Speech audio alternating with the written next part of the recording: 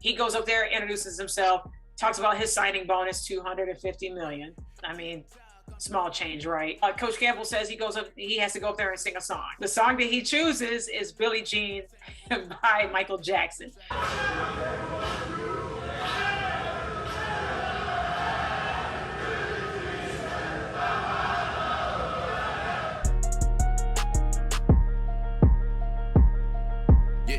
TikTok, I'm just rolling on the block. Marisa Tigney heard that. Podcast show about to start. Heard that. You should know if entertainment is your goal. You talking sports or travel, yo. This the hottest pod show. Heard that. She got her shoes. Everything she says is truth. If you don't know, now you know. All you ever gotta say is heard that. Heard that. Heard that. Heard that. Heard that. Look, all you ever gotta say.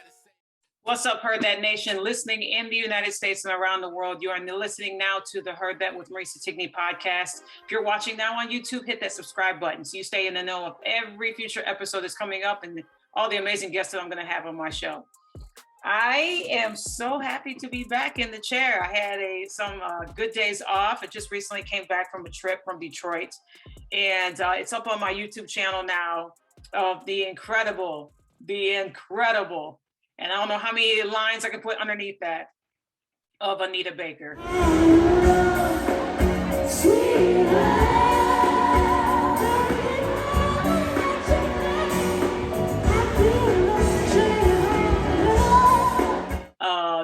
This is my second time seeing her, but when you have seen an artist multiple times, something about them, when you see them again, it just outdoes the previous time when you saw them in concert. And I saw her here in Texas a few years ago when slowly but surely things were starting to open back up here.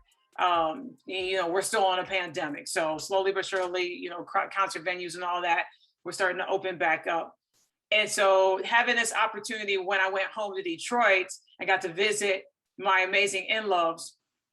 I got to see her in concert, and let me tell you, did not disappoint. Sold out Little Caesars Arena, absolutely amazing. The energy was electric. She sounded incredible. I know that she was, belting out all of these incredible classics that people know that can sing over and over again.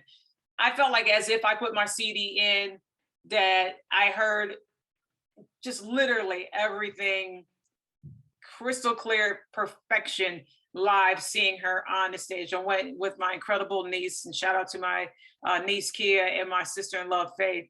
They handled all of it, and we went to an amazing dinner and beforehand, and then went to the concert venue, and the energy there was just absolutely electric. I can't even describe it to you. You'll have to check it out on my YouTube channel. The whole entire experience, every song, every note, audience was singing along. Just, she recognized, the beautiful thing about it is that she not only recognized everybody that was right there, obviously in the front row, that was close to the stage, but she recognized everybody. She, shouted out everybody that was on the floor, shouted out everybody that was in all the way up to the nosebleeds. She sang literally half a song to them up in the nosebleeds. The footage that I captured, just pretty much summarizes all. There's one guest that I saw that was just dancing literally to every note, every song, lyric of Fairy Tale.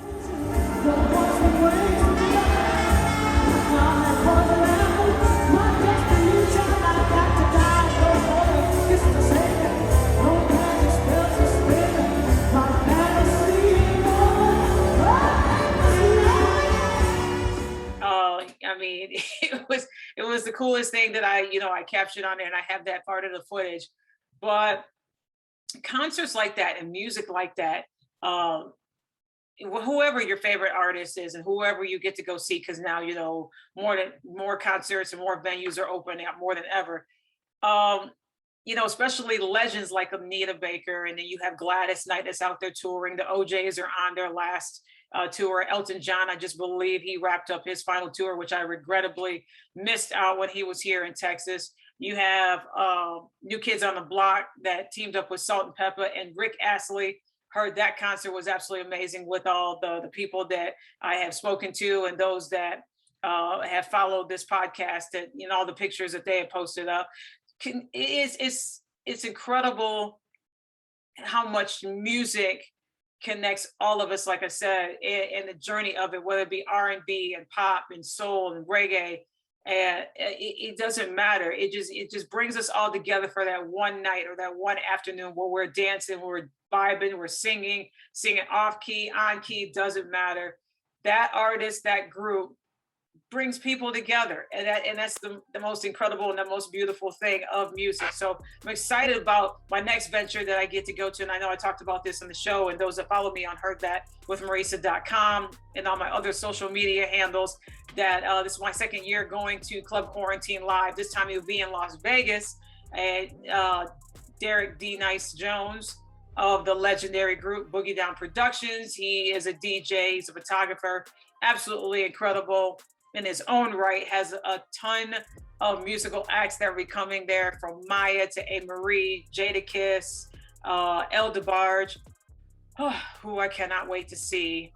Tank, he has the originals, all of his DJ entourage that he has vibed with in New York, and so much more that's going on. And then there's a Sunday morning service with the great Fred Hammond and Karima Trotter.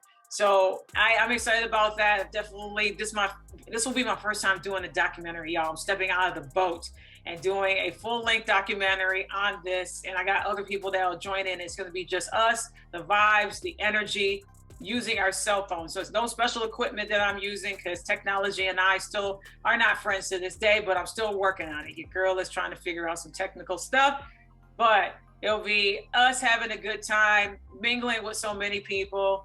And it's about the music. It's about the music. So here's my thing that I want to say when it comes to this, and to all the listeners that are out there. When you have an opportunity to see your favorite artist go, because here's the thing, you don't know how long that artist is going to be on stage. You don't know how long they're going to be touring. You don't know if they're going to cut any new music soon, or you're just going to go and take their talents to, somewhere else. Because you got a lot of legends that are, this is their last tour, this is their last bit or their last gig. Or they decide to, take a long pause or do something else, a business venture, or go into acting. You never know. So see them while you can.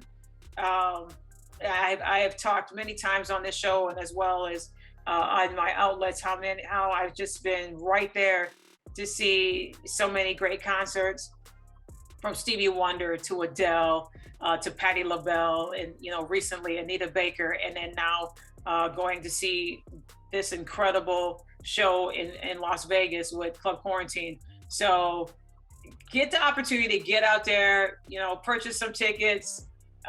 Whether you're in the front row, the middle row, or nosebleeds, it doesn't matter, because I believe music is a common denominator that brings us all together, and it vibes every single one of us. So head out to, check out what's coming up in the fall. There's a lot of shows, like I said, that are opening up. And I was so honored to just be right there in the presence of Anita Baker, and got to chat with her on Twitter and tell her how much, I appreciated what she brought back to Detroit. I mean, it was the first time in a numerous amount of years that she came back to perform there, got all of her masters back and everything. So it was something great that had happened, and I'm so happy about it. So I can't stop talking about it, because I know it happened in June, and now we're now, July, and now we're in August, and so I just had such a great time. So, and then speaking of a great time coming up soon, your girl's gonna be hitting the road beyond Vegas. It's gonna be some football in the atmosphere. But I'm excited about football. I'm about to hit the road as far as that is going to be happening. Of course, you guys know Michigan is my squad. They're ranked number 8 this year in the AP preseason. Of course, the heavy hitters are up top. You got your Alabama, Ohio State, Georgia, and those that, that they think they're going to do very well. Michigan State fans are in the teens, and there's some salty Michigan State fans. And you love to see it. You love to see the bitter rivalry between teams. You love to see it when people, if the fans think that their teams are ranked too low or too high. No complaints about teams being too high, but those that feel fans that feel that their beloved Spartans are ranked too low. And of course, I hear it all the time from Michigan State fans, how Tuck coming is their hashtag of Mel Tucker and what he's done with Michigan State the past couple of seasons. I believe this is his third year that he's going in with the program, and the bag that was thrown at him. And I know I talked about that previously on my show. And so we'll see how it goes and how everything is. And now the adjustments being made where the Big Ten is expanding with USC and UCLA coming and adding on into the Big Ten, that's going to happen next year. So it's exciting time. Football is back. My boys, my beloved Detroit Lions are featured on Hard Knocks this season. Yeah, I can hear everybody laughing and booing. It doesn't matter. I'm a dedicated fan. I do not switch football teams because, yes, this team has had tons of misses since 1955, 1957-ish. Let me see. In my lifetime, I've seen us go to the playoffs at least about 3 times, win it once. So, it could be, I hear that when a team is featured on Hard Knocks, that team does not do well in the regular season. So who knows? Reverse psychology may happen for my Detroit Lions. It may happen where we end up winning more games than suspected. Right now, the experts have my guys winning 3 games. I see more than that, possibly a 9-8 season, possibly missing the playoffs.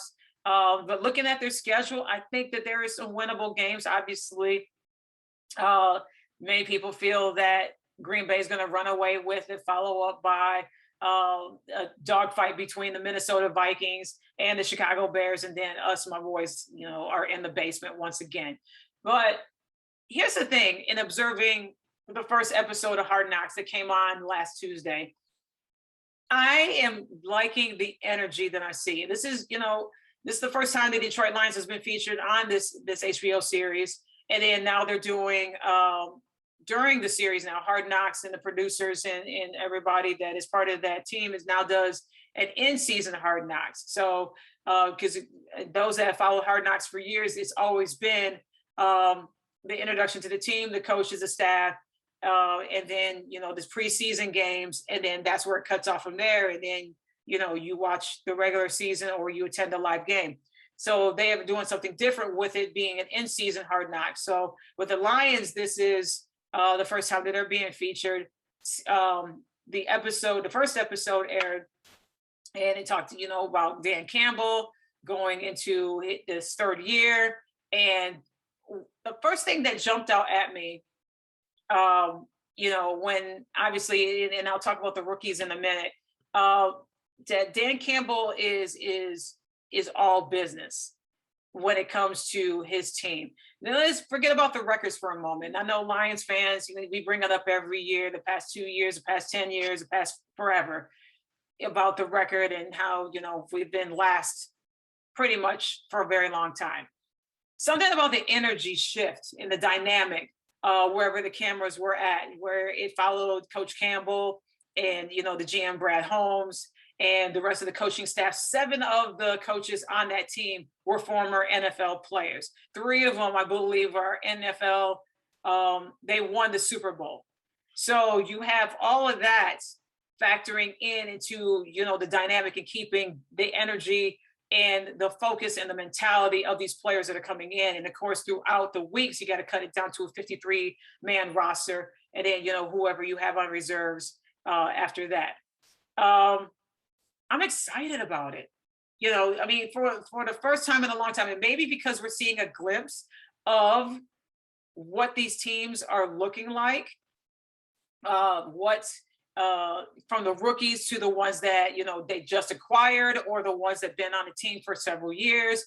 the health update of some of the players that were out. Jeff Okuda, that has been on the roster for about 3 to 4 seasons now, but he hasn't played a full roster because, unfortunately, due to injuries. You got Taylor Decker on there, TJ Hawkinson, just Penei Sewell, who was last year's pick. And then now you have the rookies that were signed in, and one obviously being number 2, Aiden Hutchinson from Michigan, which, I live here in Texas, and I know I heard every Lions fan shout throughout the United States when he was selected number 2 and fell right into Detroit Lions' lap. He's a Michigan guy, attended Michigan, so literally he got to stay home and be part of the Lions squad, and it was a fate that happened. They were talking a little bit about it on the show, where they got to know his family a little bit. And his mom talked about one of the photos that a young Aiden wore was a Lions shirt, and he had a football in his hand. And she was rummaging through stuff. And this was, I believe she talked about, it was like the day before the draft or the week leading up to the draft. And the picture happened to fall out. And she goes, okay, this is a sign. She goes, and if he doesn't get drafted by the Lions, I will cry publicly on national television. And the whole family did, because he got to stay home and he got to he's part of the Detroit Lions organization. And what's cool is that you see throughout the show, not only the practices, but, the coaches, the defensive coach and the offensive coach, because I've been a fan for years of Deuce Staley. I just think that he is one of those ones that when he played in the NFL for the Eagles, he always was that, low. They kept his knees low, running the ball as running back. He was just tough and just gritty. And he expects that, out of all of his players on offense, especially as running back. So it's so cool to see the coaches, butt heads at times, but they want to pull the best out of their players. And so going back to Aiden, one moment that has gone viral, and I got caught up in it as well after seeing the episode, is that the rookies have to go up front and, showcase some kind of talent. So he goes up there, introduces himself, talks about his signing bonus, $250 million. Small change, right? Goes up there. And so Coach Campbell says he has to go up there and sing a song. So the song that he chooses is Billie Jean by Michael Jackson.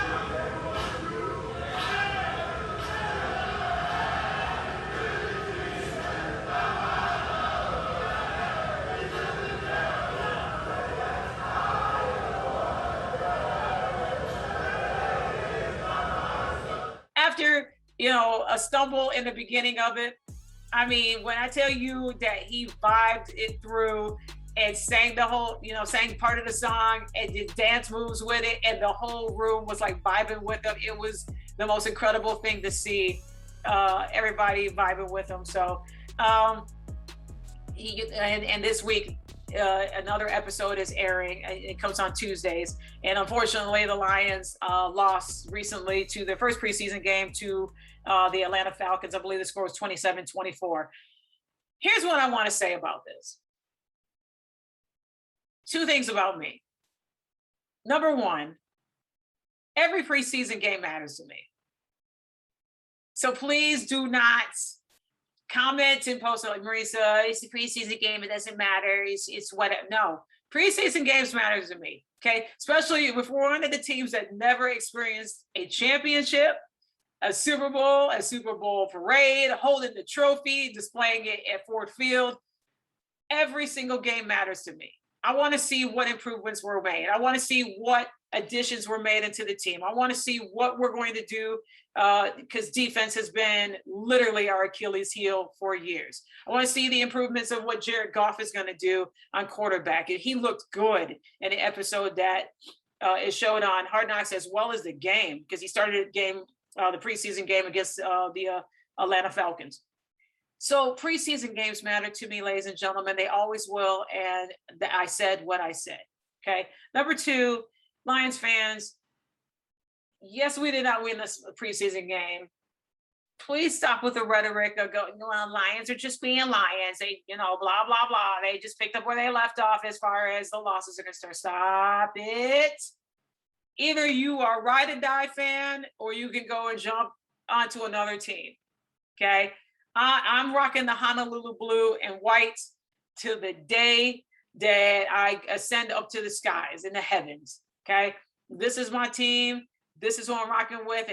And many Detroit Lions fans have had one that is in the Fans Hall of Fame on my show. When I tell you that I've had so many fans that have commented, and we are a dedicated bunch. And I can't wait to attend the game. I'm attending a game here in Dallas when they play the Cowboys, and I'm attending a game when I go home in Detroit into the cold, blissful winter weather. And I'm excited about that because nothing beats, a Michigan winter, right? So have patience, my friend. Yes, it's been a long time to have patience with this team and what they can do and what they can bring to the table. But something about the episode when I watched it, and watching this team and going back to the drawing board and talking to their players and coaching their players. And yeah, fights broke out, but each one of these players are competing for a spot on the roster, especially the ones that were selected lower into the draft as the draft carried on, and they were selected, past the third round, all the way through the seventh round. They're competing for a roster spot. And another person that I want to give an honorable mention to, Devin Funches, another Michigan alum.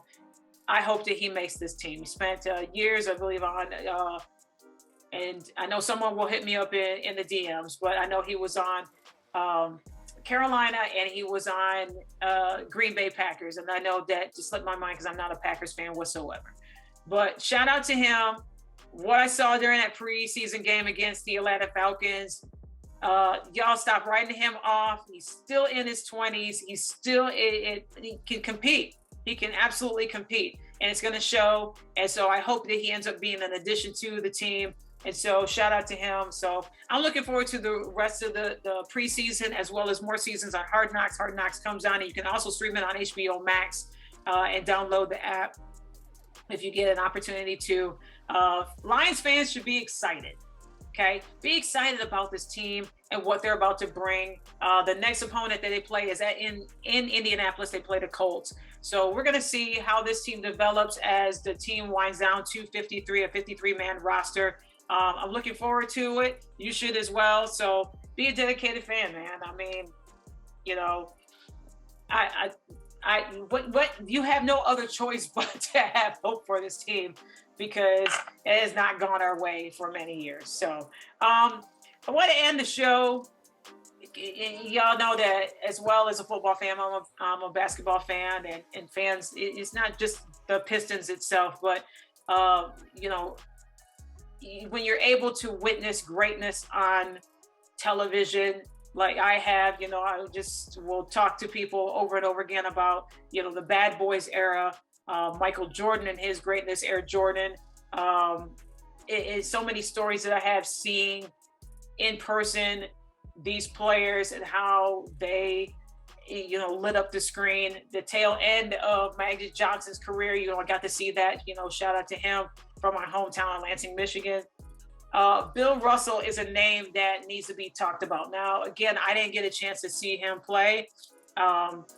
Hearing stories from people who actually did, seeing him talk about playing for the Celtics, and him not only being a basketball player, but being an advocate for those Black athletes, because the rights that were given to Black athletes, and signing them and so forth, and having them on an NBA team now, it was not that easy back then when he was playing. A talented 6'10" player, he had to speak up of a lot of things. And the racism that he endured, along with Lou Alcindor, that's now Kareem Abdul-Jabbar, and another athlete by the name of Cassius Clay, now Muhammad Ali, who was no longer with us. Uh, they had fought for their right as athletes to sit at lunch counters and be part of the team, and um, they fought through all of that, and the heavy racism that they endured in the 60s.